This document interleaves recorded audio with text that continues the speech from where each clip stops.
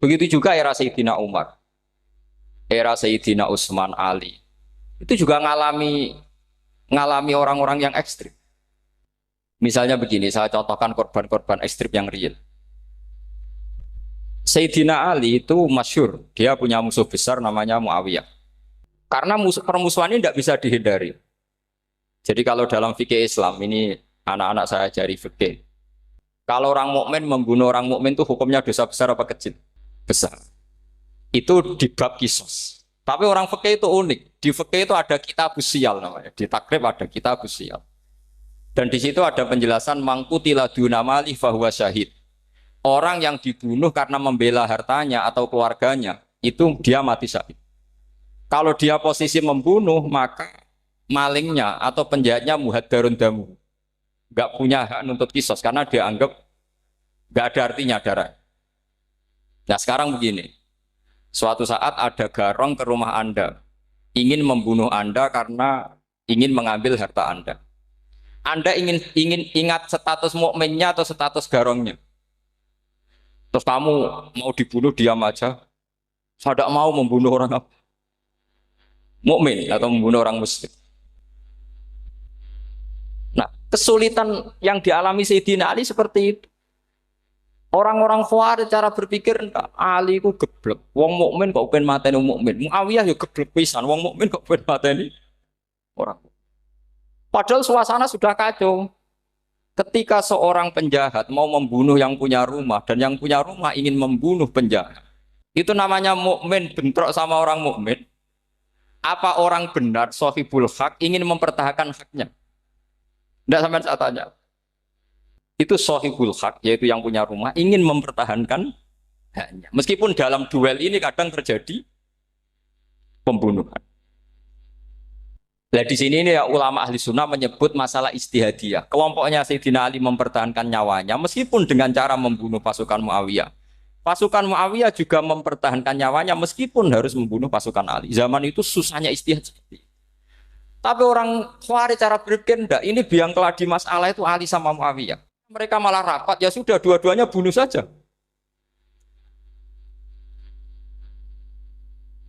Ya masyhur tuh, akhirnya Sayyidina Ali dibunuh oleh orang Khawarij.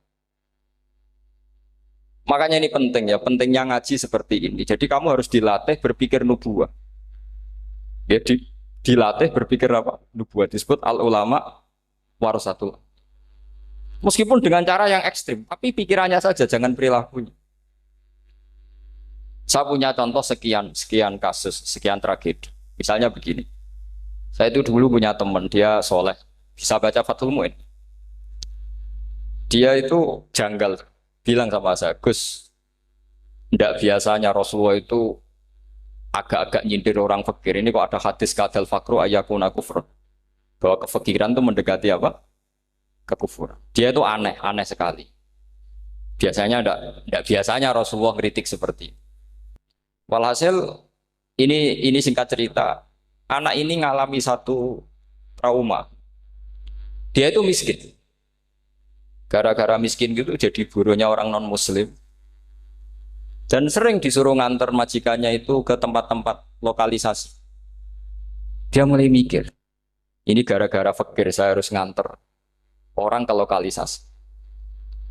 Mulai ingat dia, Sodako Rasulullah ini gara-gara fakir saya jadi pengantar orang ke lokalisasi. Suatu saat majikannya itu benar-benar bangkrut. Malah tidak disuruh nganter. Pokoknya carikan yang cantik bawa sini. Pusing. Nah, dia akhirnya walhasil lari terus keluar. Terus dia cerita betapa ekstrimnya fakir sehingga gara-gara fakir saya harus jadi penolong orang yang mau apa mak. Anda boleh berpikir ekstrim, tapi ekstrim dalam melawan kemungkaran itu tadi. Saya nggak boleh jadi fakir, tapi takutnya fakir yang nanti jadi alat kemak. Imam Ghazali juga punya contoh seperti itu. Imam Ghazali pernah marah besar ketika tren di Baghdad itu orang belajar fakih semua. Hatta layakuna thamma tabibun illa min ahli dhimmah, kata beliau. Sampai di Baghdad itu tidak ada dokter kecuali orang kafir dhimmah. Akhirnya kalau ada ulama sakit, saya masih ingat pas kecil, kalau ada ulama sakit itu tidak boleh dibawa ke rumah sakit. Takutnya ketemu dokter muslim, non muslim malah disuntik langsung apa? Mati. Akhirnya ulama saat itu berfatwa, orang Islam harus ada yang jadi dokter. Banyaklah gus-gus yang sekolah ke dokter. Yang masyhur ya seperti Sahal bin Abdul Fattah. Itu dulu putranya Ki Fatah yang menolong Mbah Mahfud saat sembunyi. Saking idolakannya Basal, anaknya dinamakan Sahal, tapi dia jadi dokter spesialis bedah. Begitu seterusnya urusan negara. Dulu itu orang jabat itu tidak boleh, karena jabat itu dekat dengan syubhat, dekat dengan haram. Tapi gara-gara pejabatnya non-muslim, kalau bikin aturan ya ala non-muslim. Ulama akhirnya sadar, andikan kita yang jabat pasti tidak seperti itu. Bisa bikin perda ini, bisa bikin pelaturan begini yang menguntungkan Islam. Nah, jadilah banyak pejabat yang sekarang muslim. Tempat-tempat maksiat diobrak-abrik sama Satpol PP macam-macam. Kita untung. Tapi kalau orang-orang Khawarij pikirannya pokoknya pejabat itu dekat dengan haram, dekat-dekat syubhat. Padahal dengan kita jabat bisa bikin perda atau apa yang menguntungkan Islam. Kemudian menjadi masalah baru secara fikih. Ini adik-adik dengerin biar kulino senam fikih. Kalau caleg soleh, misalnya Mas Nadif nyalek, ini tadi tak guyoni, mau jadi bupati ndak, kalau ya mau saya dukung.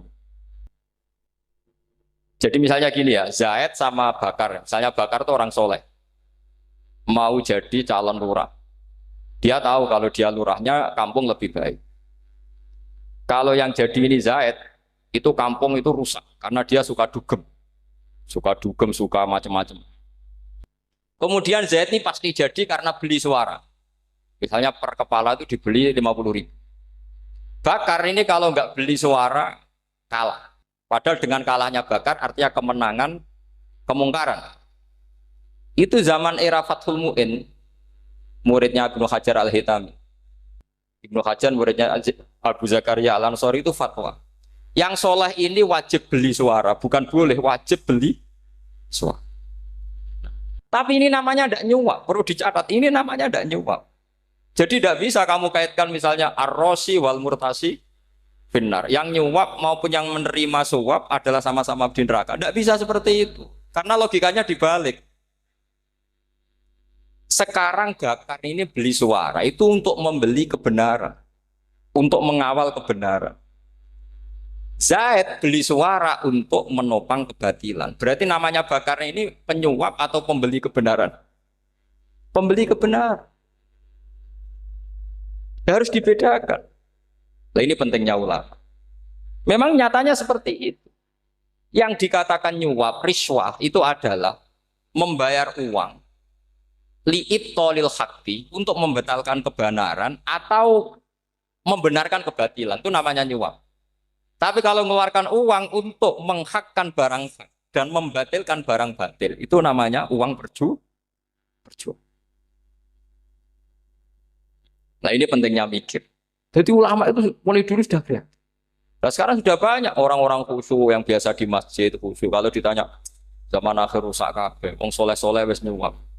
Kalau orang soleh ini tidak nyuap ya tidak jadi. Kalau nggak jadi mereka nggak ada yang jadi DPR, nggak ada partai Islam, habis malah Indonesia. Saya itu punya kenalan banyak pakar-pakar di Jakarta, itu cerita saya, Pak Bahar. Indonesia itu solusinya gampang. Kita ini punya Bali, punya Batam. Itu kalau Bali dimakaukan, Batam dikayakan Hollywood. Amerika kaya itu bukan karena hebat. Pornografi dijual. Tinju di Nevada itu dijual, di Las Vegas dijual. Apa saja dijual. Kok tidak kaya itu gimana? Sementara Indonesia mau aur-auran gitu sukan partai Islam. Sebenarnya Indonesia gampang, kalau ingin kaya Bali itu dikayakan Hollywood atau dikalahkan Makau jadi kota judi. Batam dijadikan kaya Las Vegas. Itu transaksinya pasti triliunan. Orang kamane wong udo dijual, judi dijual, orang tinju dijual. Tapi gara-gara ada partai Islam, nyari rumus solusi ekonomi itu yang tidak seperti itu. Akhirnya kangelan. Akhirnya rapat isu. Tapi barokah tetap barokah partai apa? Yang menangnya caleg-calegnya rata-rata ya beli. Kalau tidak beli habis. Saya bukan menghalalkan nyuap, enggak. Kalau nyuap tetap haram ila yaumil qiyamah. Tapi kalau suratul masalah seperti ini kamu mengatakan suap itu beda. Ini suratul masalah yang tidak ada kaitannya dengan Asal lawannya batil, ya. Kecuali lawannya sama-sama hak. Dua calon di kampung itu soleh sama soleh. Ini yang soleh bayar nggak boleh karena siapapun yang jadi soleh itu nggak boleh. Makanya kalau cari musuh yang dolim biar halal ya. Sekarang ya seperti itu. Kamu biasa heroik, biasa ngasih kiai kamu, ngasih hadiah kamu, biasa ngasih ibu kamu uang. Ternyata ibu kamu setelah kamu kasih uang, dikasihkan adik kamu atau kakak kamu yang nggak pernah kerja, terus kamu marah-marah, ini tidak adil. Saya yang memberi nggak dikasih, ini yang nggak kerja dikasih terus. Loh kamu biasa jadi pahlawan kok turun kelas menjadi apa? Pasien. Kamu milih jadi pahlawan apa pasien? Pahlawan. Jadi sebetulnya faham-faham ekstremis ini dari kegoblokan. Dari kegoblokan berpikir nubuah sehingga tidak punya rasa ibadah. Lah ini yang menjadi orang-orang ekstrim. Jadi korban pertama ekstremitas itu bukan sahabat tapi Rasulullah Shallallahu Alaihi Wasallam, yaitu Nabi dibilangin oleh mereka, "I'dil ya Muhammad, kamu kalau bagi harus adil." Pikiran mereka kalau adil sama rata sama. Jadi kalau pakai pikiran itu, saya minum di sini itu haram. Mau udah ikut bikin kok minum. Enak tamu, toko-toko mangan, sing masak kangelan urung. Itu jadi dan bareng. Itu sama seperti kasusnya Bahram Al-Majusi. Dia itu seorang raja kaya, punya anak cantik. Dipikir-pikir, anakku ayu dirabi nang liya rugi, sing gedhekno aku sing aku dirabi wong liya. Maka dia berpikir mau dinikahi sendiri. Karena tadi melihat Mas Nadif ya orang Kenya tadi, apa Nigeria. Nigeria. Malah gak layak itu maksudnya untuk orang. Ini Mas Nadif ini termasuk harus mendukung gerakan tidak ekstrim. Nyawanya masih itu karena barokahnya beliau agak-agak gitu. Tapi nggak sampai liberal ya agak-agak pokoknya itu. Karena ketika ada gerakan ekstrim di Mesir, itu termasuk dia DPO. Ternyata setelah ada intelijen, beliau pas buka itu nggak makan dulu tapi rokok dulu. Wah ini mesti orang sekuler, tidak ekstrim. Akhirnya nyawanya sampai sekarang itu barokahnya rokok pas iftar itu pas. Saya tanya ini masih hidup, ya mas ya. Ya pernah sepuh sama saya. Jadi pikiran-pikirannya Bahram itu seperti itu. Walhasil akhirnya Bahram itu menikahi anaknya sendiri. Masyhur itu dalam cerita. Jadi ceritanya itu ada seorang wali tidur di Masjid Haram sama Rasulullah, ditemuin gitu. Terus kata Rasulullah, salam saya untuk Bahram Al-Majusi. Ternyata dicari-cari nggak ada Bahram lain kecuali Bahram yang berdua, bahkan anaknya sendiri mau dinikahi. Ya cara berpikir karena seperti itu. Kalau kita berbuat banyak harus dapat. Itu bahaya. Bahaya sekali karena kalau dalam teori beragama itu al yadul ulya khairum nal yadis sufla. Kalau biasa ngasih ya ngasih saja, itu heroik. Itu bagus. Jangan biasa ngasih sekarang bermental apa? Makanya saya itu kalau ngajar di pondok yang dulu pernah saya belajar di situ atau yang pernah sepuh itu, dikasih itu bingung. Karena saya ya masih waras itu. Jadi kalau dikasih itu bingung. Tapi banyak juga guru-guru yang dulu ngaji lama setelah ngajar di pondok alma maternya nuntut. Itu saya tidak tahu itu. Itu sudah ada agak-agak kayak itu tadi. Walhasil si Barom tadi itu ini cerita harus saya teruskan karena nggak boleh diputus. Dapat salam dari Rasulullah. Ternyata di balik nakalnya dia itu pas mau bulan pertama, malam pertama itu ada seorang janda sepuh ke situ. Ganggu dia tentu ya. Ketika dikejar pulang lagi sampai 3 kali. Dia tanya, kenapa bu kamu begitu? Katanya saya ini anak-anak saya kelaparan. Kalau saya pulang anak-anak saya nangis minta makan. Saya ingin minta Anda. Tapi setelah saya ingat Anda ini majusi, saya mukmin, saya mukminah, saya pulang. Ya sudah bu, kamu di rumah saja. Nanti saya kirimi makan. Dikirimi sendiri, padahal dia seorang raja orang kaya. Barokahnya itu dia dikasih tobat sama Allah. Dan paginya ketemu tamu yang mengirimkan salam dari Rasulullah SAW. Akhirnya Bahram ini menjadi muslim. Tapi intinya berpikir seperti tadi itu salah, bahwa kalau saya jasa banyak harus mendapat apa? Ini cara berpikir orang-orang Khawarij. Iya, saya pernah ditanya seorang dosen. Gus, saya ini kalau baca sejarah perang Badar atau perang Uhud, yang saya tidak nerima itu satu. Kenapa setiap ghanimah, harta orang kafir dan istrinya orang kafir kok disita orang Islam, dan yang perempuan jadi amat, kemudian juga digauli orang Islam, yang hartanya orang kafir juga jadi asetnya orang Islam, kok kayak garong. Dia tanya seperti itu sama saya. Terus saya jawab, kalau sampean ada garong dan kemudian bawa senpi senjata api, kemudian garong Anda, penjahat Anda lumpuhkan, ya senpi itu harus Anda kembalikan. Monggo penjahat ini kagungan jenengan beto wangsul. Karena ada milik Anda, harus dikembalikan. Wah, tidak bisa Pak, kalau saya kembalikan pasti dipakai jahat lagi, dipakai kriminal lagi. Ya sama, kalau asetnya orang kafir dikembalikan ke orang kafir akan menjadi aset kekafiran lagi untuk menghancurkan kita. Nah, perempuan juga sama. Perempuan itu alat produksi. Jika perempuan tadi dikembalikan ke orang kafir, maka kamu menolong populasi orang. Ya seperti itu. Paham? Makanya disita dalam perang loh ya, tapi dalam perang yang legal. Nah itulah kenapa amat halal. Makanya di Quran itu illa ala azwajihim aw ma malakat ayman. Paling enggak itu masih ada ulama atau pemikir atau ustadz siapa saja yang bisa memahami logika apa? Nanti kalau ulama ini sudah meninggal, orang akan mencibir Islam dengan cara mengatakan Islam itu jahat, yaitu menyita hartanya orang kafir dan istrinya orang kafir setiap kali terjadi perang. Karena pemikiran ini pasti sama-sama kutubnya, sama-sama ekstrim. Nah ini penting saya katakan. Makanya masyhur itu perdebatan Sayyidina Ali dan Muawiyah. Ini saya kutip sedikit. Ini ya sama-sama berpikir ekstrim, tapi ekstrim yang baik. Walhasil dalam satu kerja bakti di Masjid Kuba, itu ada sahabat namanya Ammar. Ini di depan umum, ini penting. Kalau dalam ilmu hadis di depan umum ini penting karena nanti menjadi mutawatir. Beda dengan hadis yang Nabi ngendikan sama 1-2 sahabat, namanya hadis ahadi. Di depan umum Nabi guyon gini sama Ammar, ya Ammar waihak taktuluka alfiatul baghiyah. Ammar, kamu ini nasib kamu itu agak sial. Karena nanti yang membunuh kamu itu kelompok yang tidak benar. Alfiatul baghiyah itu kelompok yang tidak benar. Itu disaksikan sekian sahabat. Walhasil suatu saat Ammar ini ikut perang dan ikut pasukannya Ali dan terbunuh oleh pasukannya Muawiyah. Seneng Ali.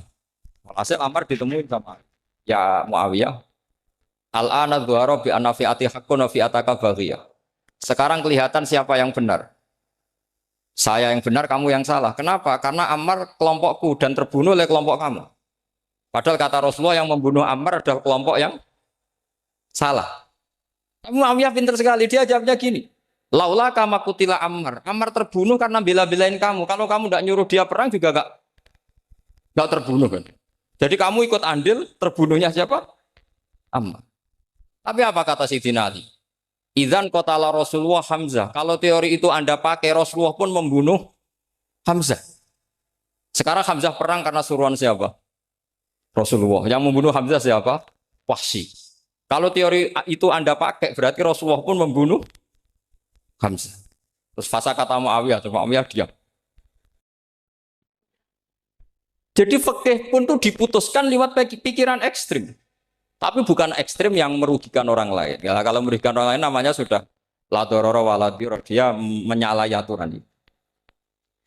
Makanya saya pernah ngaji di sini dulu ketika tahun kemarin. Fikih-fikih Islam itu punya rumus, itu ya gara-gara pikiran ekstrim sebetulnya.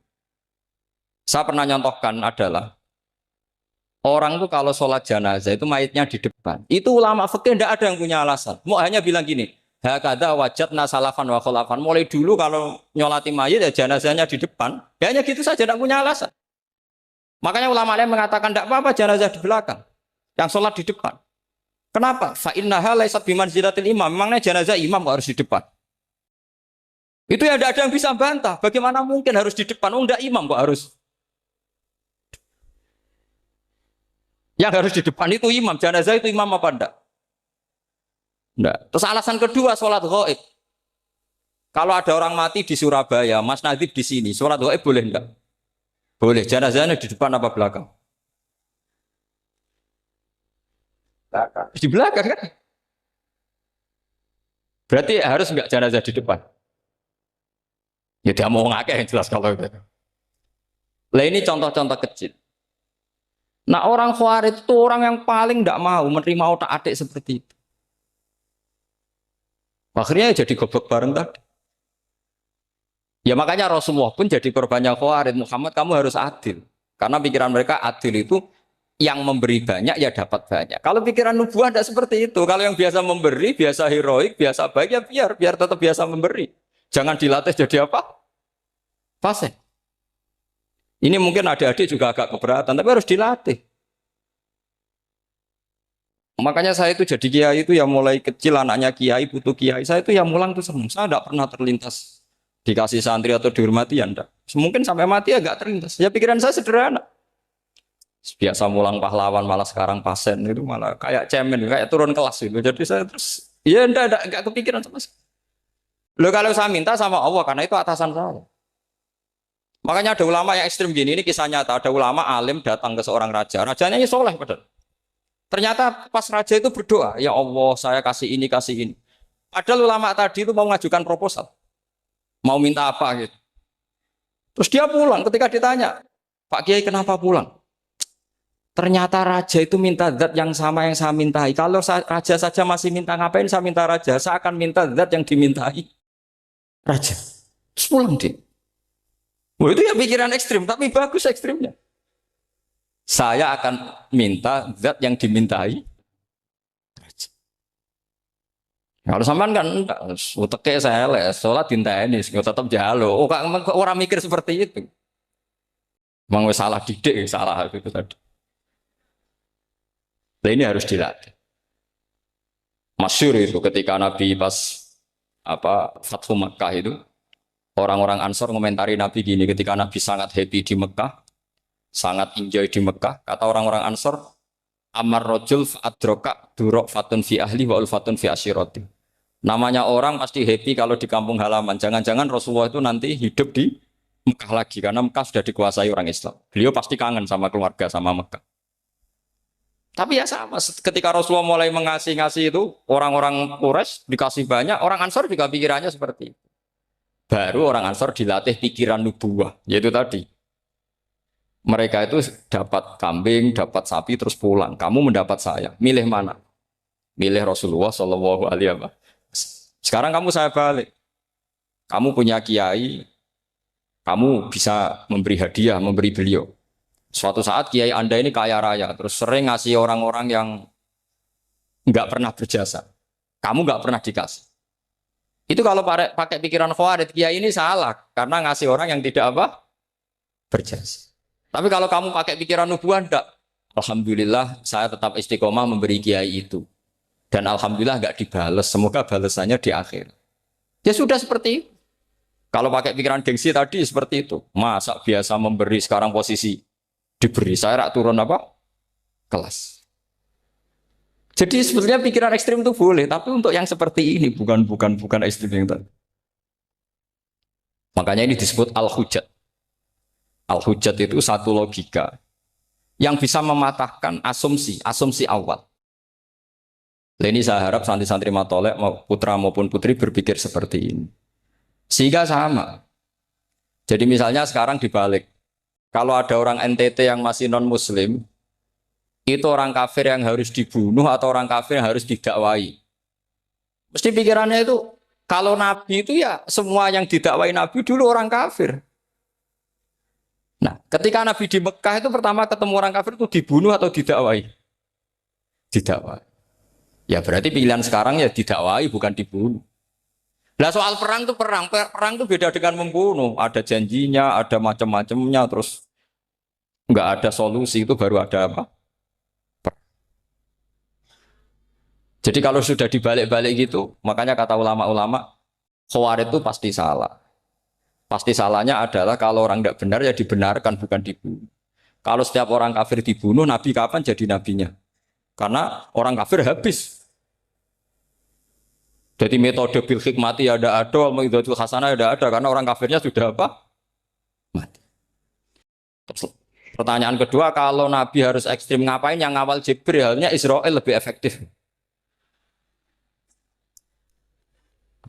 Jadi jadi kalau sama-sama ingin ekstrim, Nabi itu nggak usah dikawal Jibril kan, enggak efektif kan? Harusnya yang ngawal itu siapa? Israel. Kan nggak repot. Nah, jadi saya mohon ini saya cerita. Jadi korban pikiran ekstrim itu bukan siapa-siapa. Pertama itu Rasulullah. Akhirnya Rasulullah menjelaskan, ya beginilah cara berpikir. Jadi saya kira demikian. Nanti mungkin kalau ada tanya-tanya, ada pertanyaan. Yang jelas kalau seputar ekstremitas itu bisa latihan. Ya sebenarnya bisa latihan di fikih. Karena fikih ini cerminan dari pikiran ulama. Ya, cerminan dari pikiran apa ulama yang tidak tekstual. Ya, seperti gini ya. Tasaddaqa Rasulullah so'an min tamrin au so'an min akidin. Ketika zakat fitrah itu Rasulullah mengeluarkan satu sok tamar. Tamar itu kurma. Kalau menurut tekstual berarti zakat fitrah harus pakai kurma. Tapi semua ulama sedunia mengatakan putih ahlil balad. Hanya dalam konteks Indonesia ya pakai apa? Beras. Berarti kata tamar diganti kut. Diganti apa? Kut. Jadi orang itu jangan diajak goblok bareng. Masa Nabi ngendikan tamar harus apa? Makanya saya pernah debat. Pak Nabi itu cingkrang. Kenapa orang-orang itu rata-rata tidak cingkrang? Saya bilang, Nabi itu hidupnya di Mekah. Kenapa Anda hidup di Indonesia? Iya, Nabi itu hidupnya di Mekah. Terus saya tanya lagi, Nabi itu hafal Quran, kamu udah hafal? Saya hafal Quran. Kalau cingkrang gampang, karek ngetok. Ya, kalau ada sunnah Rasul, Nabi hafal Quran, enggak? Hafal kan? Berarti kalau ikut sunnah Rasul, hafal Quran. Jangan cingkrak tok, ya hafal apa? Ya sama poligami juga gitu yang tadi diceritakan Mas Natif itu. Nabi itu poligami setelah Khadijah meninggal. Apa mereka mau nunggu istri pertama meninggal? Kalau ingin persis loh. Kalau ingin persis nunggu istri pertama meninggal. Ah iya. Enggak mau juga kan.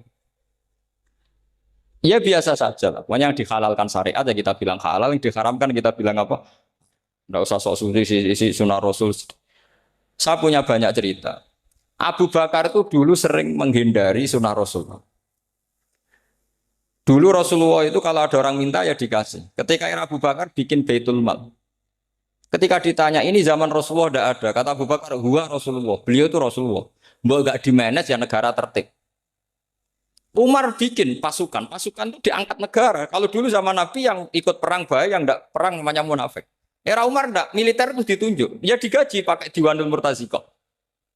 Ketika ditanya, kenapa ada kayak Rasulullah? Huwa Rasulullah, mbak tidak tertib pun tetap negara stabil. Karena ada karismanya. Jadi kadang-kadang dalam banyak hal itu kita malah tidak boleh persis Rasulullah karena kadang banyak khususnya. Yaitu contoh yang paling masyhur di fikih ya kayak Nabi itu nikah 9 itu khususnya. Dalam strategi juga sama. Dalam strategi memanage negara juga sama. Banyak sahabat yang punya ide yang zaman Nabi itu tidak ada. Ketika ditanya, kenapa tidak persis Nabi? Katanya, huwa Rasulullah. Ya Rasulullah itu meskipun seperti itu, meskipun tidak tertib secara rasional, tetap dikawal wahyu. Makanya negara baik-baik saja. Kalau saya ini hanya Abu Bakar, kalau tidak ya repot. Umar ya sama, bikin Diwanul Murtazikoh. Utsman juga sama, di-manage negara. Sayyidina Ali juga di-manage. Kalau Nabi tidak. Tapi tidak apa-apa, karena ada karisma. Sama tak cerita nih, masalah zakat yang masyhur.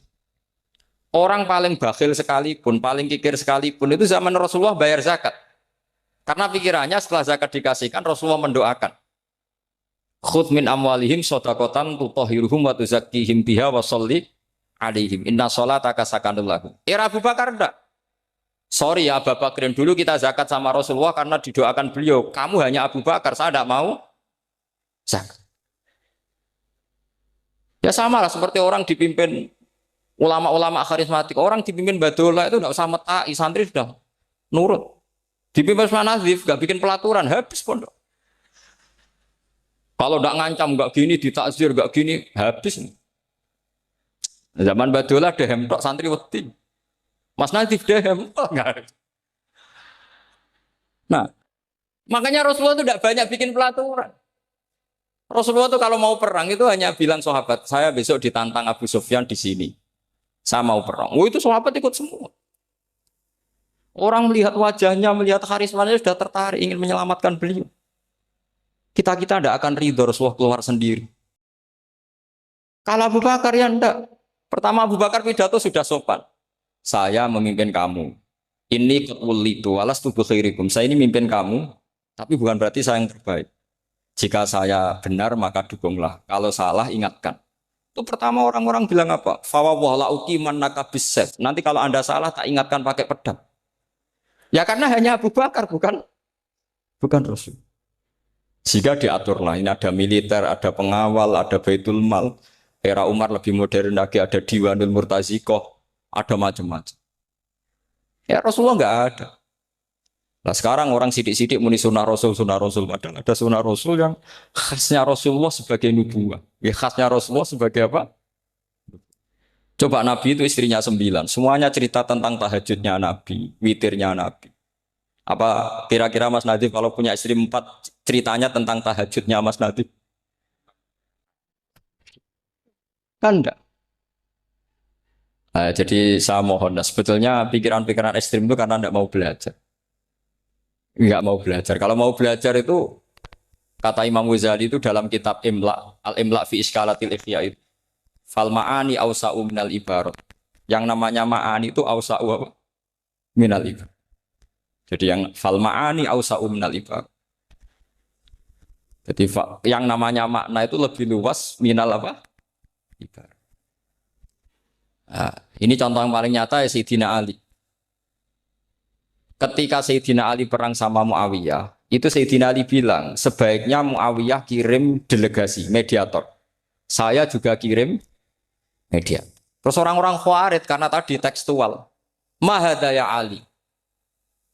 Ini apa ya Ali? Lam yujad fi kitabillah. Aturan mediator itu tidak ada di Quran. Bahwa kalau kita perang harus ada mediator itu tidak ada.